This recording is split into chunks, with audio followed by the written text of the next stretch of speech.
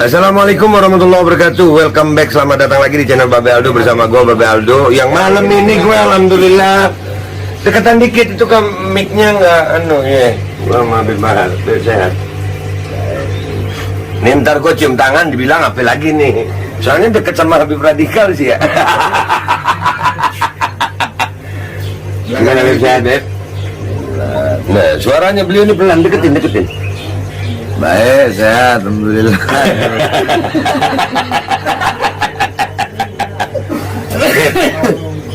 Ini kan kalau umpamanya di podcast yang resmi itu, ya antum nggak boleh ngerokok. Nggak boleh ngerokok. Nggak apa-apa. Udah matiin aja nggak boleh ngerokok.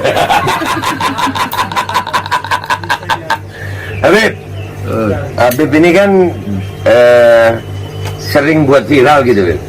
Loh, kok Ana yang buat viral? Ana nggak pernah buat viral. Oke. Orang-orang aja yang bikin viral. Ana maunya tenang, mau nggak mau. Ana pengennya sembunyi, nggak ada orang yang tahu. Makhluk aja, berita-berita menutupin berita-berita lain kali mereka. Oh, jadi sebetulnya nggak pengen juga ya Beb? Ngapain? Ana nggak pengen dikenal orang. Orang-orangnya aja yang mau pengen kenal ya.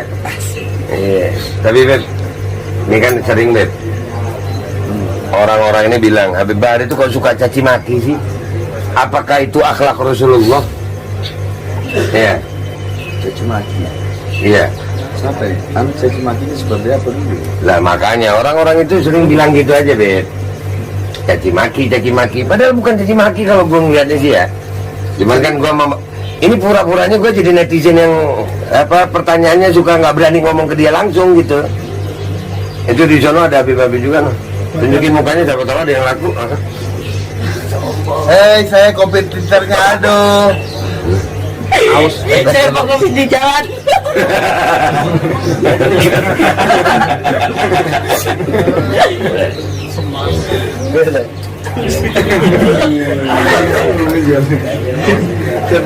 Anto, jangan lupa subrek, Anto selehetet. Masih ingat? Oke, kita kembali ke Habib Bahri. Bakal kira nih ya. Sebelum zaman dia bahal main handphone bahal. Jadi gimana Beb tentang masalah kadang-kadang kan Habib bilang contoh Gaptek main ini komputer. dudung baleho contoh. Oh gitu. Ana ngomong Jenderal Baleho. Iya, Itu kan Nyampe lakop. nih kayaknya kalau ini. Lakop itu gelar. Setiap lakop itu pasti ada nisbat. Nisbat itu penyandaran daripada lakop. Kenapa orang itu diberi gelar ini? Penyandarannya apa? Contoh, kalau di kita ya, ada orang dipanggil keling. Lakop, gelarnya keling. Padahal bukan keling dia, namanya bukan keling. Tapi kenapa dipanggil keling? Oh, nisbatnya ya karena dia hitam. Kan gitu. iya. Ada orang dipanggil bogel. Kenapa bogel? Nisbatnya apa? Penyandaran bogel itu apa? Karena dia cebol.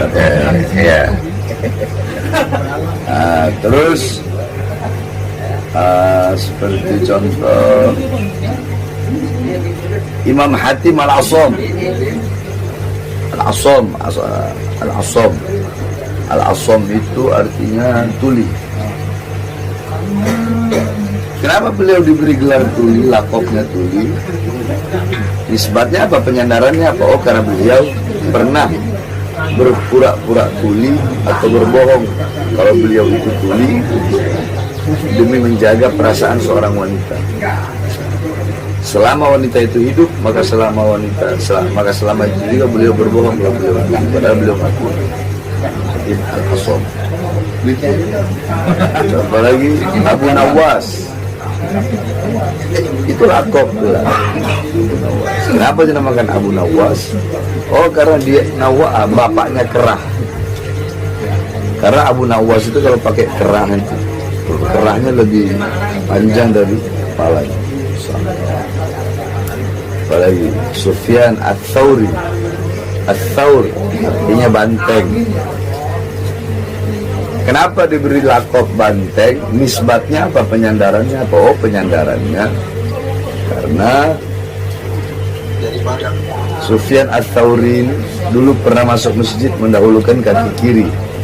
Tiba-tiba terdengar suara dari langit, ya Tsaur qaddim al-yumna, hai banteng dahulukan kaki kanan. Semenjak itu beliau dipanggil Sufyan Ats-Tsauri. Bukan hanya orang saja, bahkan seperti tahun. Nah, kan? Ada namanya Amul Fil. Apa artinya? Tahun Al-Fil. Iya, tahun apa? Tidak tahu. Fil apa? Gajah. Gajah, ya. Kenapa dinamakan tahun gajah? Karena kejadian terbesar pada tahun itu adalah pasukan gajah datang menyerang Ka'bah. Ada Amul Huzun, tahun kesedihan. Kenapa dinamakan? Karena kejadian terbesar pada sepanjang tahun tersebut adalah wafatnya Sayyidatuna Khadijah dan paman Nabi dalam satu tahun yang bersamaan. Ada namanya Am Tajdidul Ka'bah, tahun pembaharuan Ka'bah, renovasi Ka'bah. Kenapa? Nisbatnya apa? Oh, karena waktu itu Mekah banjir sehingga Ka'bah direnovasi.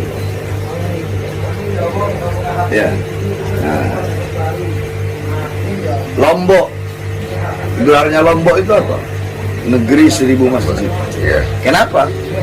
Lakopnya itu karena penyandarannya banyak masjid yang berdiri. Ya.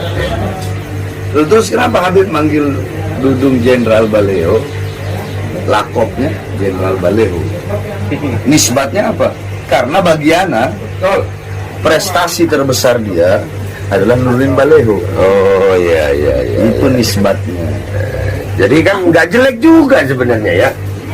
Ya kalau dia perang sama OPM ya anak panggil Jenderal Pemberantas OPM. Nah, iya. Karena perangnya sama Baleho, ya, anak panggil mereka Jenderal Baleho. Iya. Nisbatnya itu. Nisbatnya berdasar berarti ya. Ya, iyalah, mana caci maki di mana? Nggak ada caci maki kok. Baperan orang-orang ini. Iya, tanggapannya antum, Beb. Antum kan ini ngomongin soal Dudung ini kan kepada Dudung. Terus ada Husin ini ikut melaporkan antum ini, Beb. Ana ini nggak kenal sama Husin. Ana baru kenal kemarin aja lihat. Oh, ini Husin. Itu serang urusan dia kan. Oke. Jangankan satu Husin, mau 1000 Husin melaporin Anda ada masalah. Oke. Ya, ini Ana ada ide, Beb. Ana ada ide. Kan antum bermasalah sama Dudung karena ngeritik Dudung dinilai bermasalah nih. Padahal bagi kami nggak ada masalah itu. Anda nggak ada masalah. Nggak ada. Bukan hanya Dudung kok, semuanya juga. Iya. Dari zaman SBY juga SBY. Iya. SBY kalau ada kebijakan pernyataan yang nggak benar ya kita hajar. Iya. Ya kita lawan, ya kita. Sebetulnya Anak mau tanya, laporannya Husin apa? antum memelintir kalimatnya Dudung. Iya, yang dimasukkan pasalnya apa? Ya itu memelintir kalimat gitu. Jadi ada saranya juga. Cara menyebarkan kebencian. Menyebarkan kebencian ya. Betul. Betul, itu nggak salah. Bahar bin Smith menyebarkan kebencian itu adalah hal yang benar. Menyebarkan kebencian kepada apa? Bukan kepada siapa. Iya. Kepada apa? Kepada kezoliman. Bahar bin Smith menyebarkan kebencian kepada kezoliman, menyebarkan kebencian kepada ketidakadilan, menyebarkan kebencian kepada kemungkaran, kepada maksiat, kepada mungkarat, kepada bolalat, kepada sayyiat. Sehingga kalau ada orang yang merasa, berarti dia pelaku kezaliman, pelaku ketidakadilan. Jadi nggak ada unsur pribadi ya, Beb. Ana menebarkan kebencian kepada kezoliman. Iya. Jadi kalau ada yang merasa tersinggung ya dia pelaku kezaliman. Iya. Itu aja nih pertama. Iya benar. Sebenarnya, Anda mau tanya lagi nih, Beb. Sebenarnya apa sih yang buat antum begini nih? Buat anak begini. Iya kayak sekarang ini artinya. Kan kalau mau dipikir-pikir antum ini yang mau ngasih duit banyak. Iya kan? Diem aja dikasih duit, yakin gue. Betul. Iya, diem umpamanya nih. Diem. Beb sudahlah diam, nanti pondoknya anak bangun, kan pasti ada. Iya, karena kan memang ada yang imanuhum fi amplopihim ada. Ada yang biasanya kalau undangan ya apa misalnya gitulah, iya kan? Yang biasanya kalau gitulah Beb ya, nggak enak gua ngomongnya. Nah, yang buat seorang Habib Bahar bin Ali bin Smith kok mau-maunya ini kan yang antum posisi sekarang ini posisi rentan gitu, dimusuhi orang, dilapor-laporin orang, udah berapa kali di penjara, lu keluar kok masih gini lagi. Apa sih yang menyebabkan antum begini itu apa?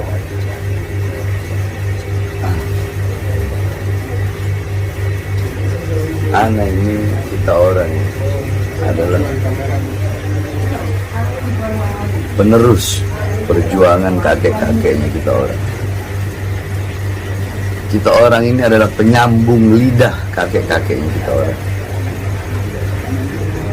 Apa perjuangan kakek-kakeknya kita orang? Kakek-kakeknya kita orang yang dimana kakek-kakeknya kita itu para ulama, para wali, membawa Islam ke Indonesia, yang dimana mereka beliau-beliau memiliki sanad yang bersambung sampai kepada Rasulullah. Beliau-beliau kita meneruskan perjuangan. Apa perjuangan? Beliau-beliau berjuang untuk umat.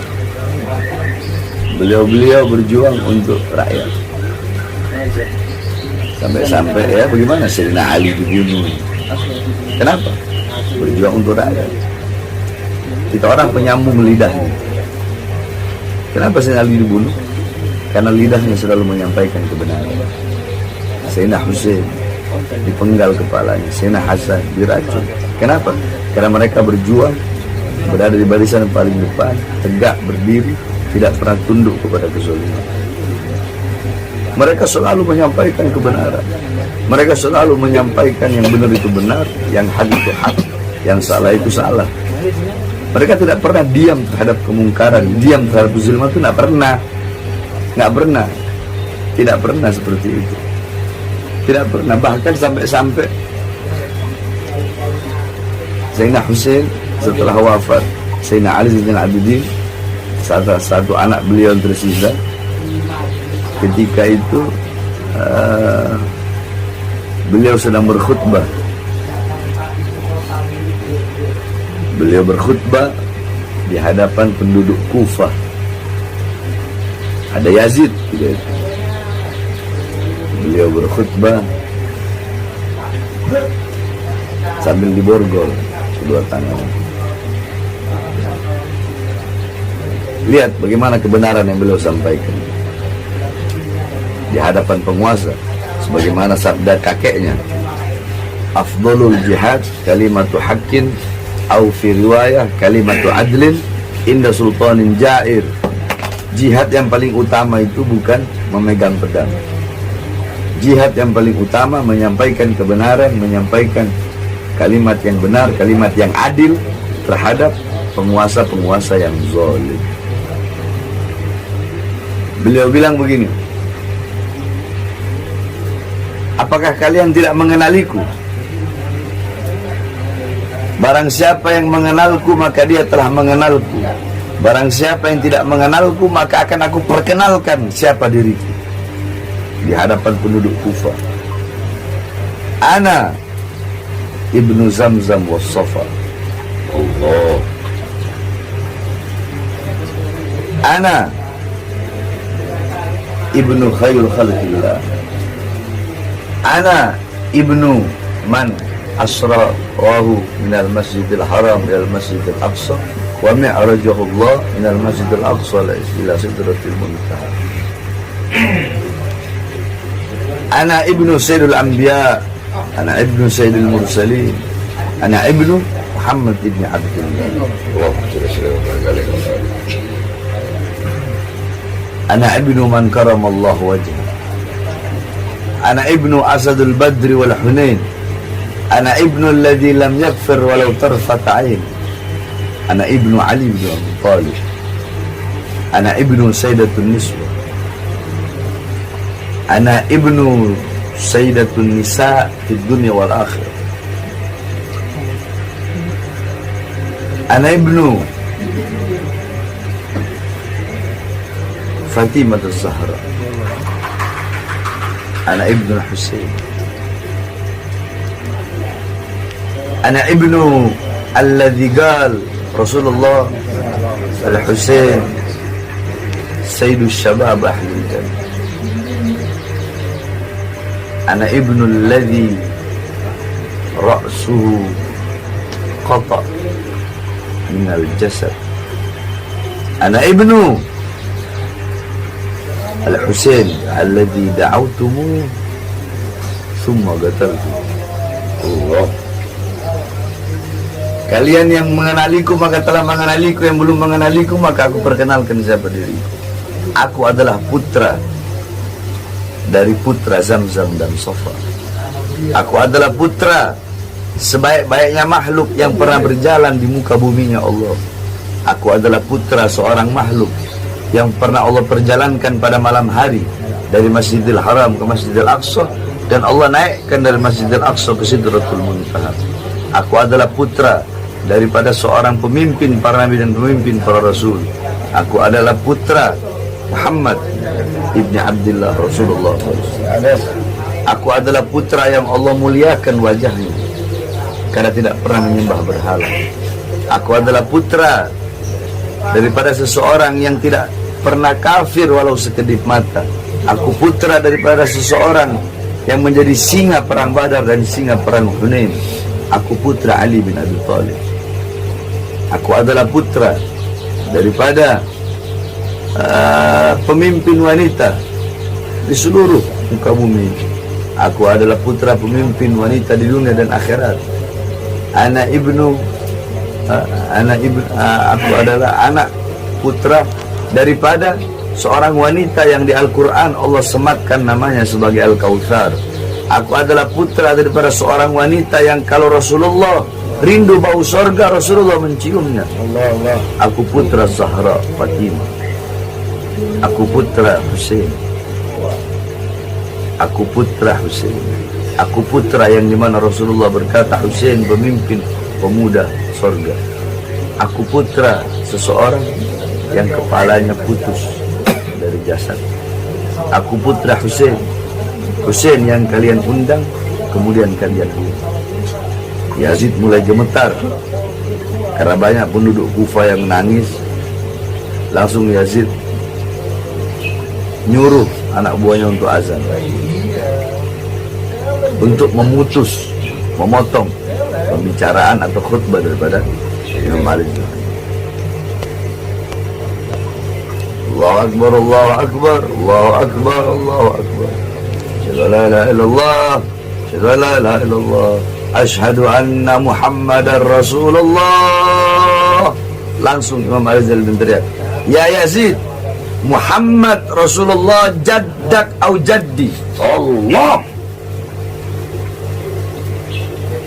Lau gulta Muhammad jaddak faqad kadzabta faqad kharajta faqad kharajta min al-Islam. Falau gulta Muhammad Rasulullah jaddi leh gatalta ibnu Muhammad Rasulullah Husain ibnu Ali bin Thalib. Asyhadu anna Muhammadar Rasulullah. Aku bersaksi Muhammad adalah utusan Allah. Wahai Yazid, Muhammad kakekmu atau kakekku? Kalau kau berkata Muhammad adalah kakekmu, maka kau telah berdusta. Kau telah keluar dari agama. Tapi kalau kau mengakui Muhammad adalah kakekku, lalu mengapa kau bunuh putranya? Mengapa kau bunuh cucunya? Beliau menyampaikan kebenaran di hadapan penguasa yang zalim, di hadapan penduduk. Darah-darah beliau yang mengalir dalam tubuhnya kita orang, sehingga kita orang tidak akan pernah berhenti di dalam menyampaikan kebenaran dan melawan segala macam kezaliman. Allahu Akbar. Jadi kebawa deh gue nih. Alhamdulillah Beb. Antum ini kan sekarang ngelihat perjuangannya Ana juga nih Beb, gitu masalah mandator ini. Menurut antum sendiri perjuangan ini gimana Beb? Anak teruskan atau Beb? Masalah pemaksaan micin ini loh Beb. Iya, pemaksaan vaksin. Nggak boleh paksa-paksa vaksin. Nggak boleh ya Beb? Nggak boleh lah. Berarti kita harus berjuang terus ini ya Beb? Setiap orang kan memiliki hak. Apa seperti orang mau berobat, kalau dia nggak mau berobat, ya kan dia kan menanggung resiko. Kalau memang itu ada resikonya bagi dia, ya kan dia nanggung sendiri resikonya. Nggak boleh dipaksa-paksa. Berarti antum dukung perjuangan anak ini Beb ya? Oh ya, selama itu banyak manfaat untuk rakyat, anak dukung 100.000%. Tuh dengar, alhamdulillah sampai hari ini yang kami perjuangkan ini Beb, kami sangat yakin. Bahkan kemarin ke Kemenkes, karena sampai berani bertanggung jawab kalau terjadi debat terbuka dengan Kemenkes, kalau kami salah, maka Babe Aldo tanda tangan rela di penjara seumur hidup untuk mempertanggungjawabkan. Berarti kan antum tahu itu berarti keyakinan anak benar luar biasa. Berarti insya Allah antum dukung ya Beb ya? 100.000%. Dengar tuh, yang jelasin biar orang tahu tuh. Habib Bahar tuh kok nggak Beb nih Beb? 100.000%. Nah gitu ya Beb ya, udah nggak usah lama-lama ya Beb. Gue mulai gemeter ini lama-lama. Nggak tahu mau nanya apa lagi. Mau minum kopi? Kopinya nggak ada. Kopinya kagak ada kok di mari. Oh kopinya, mau dikasih kopi Habib Bahar gue. Nggak boleh ngiri kalian. Azan subuh kita pamitan.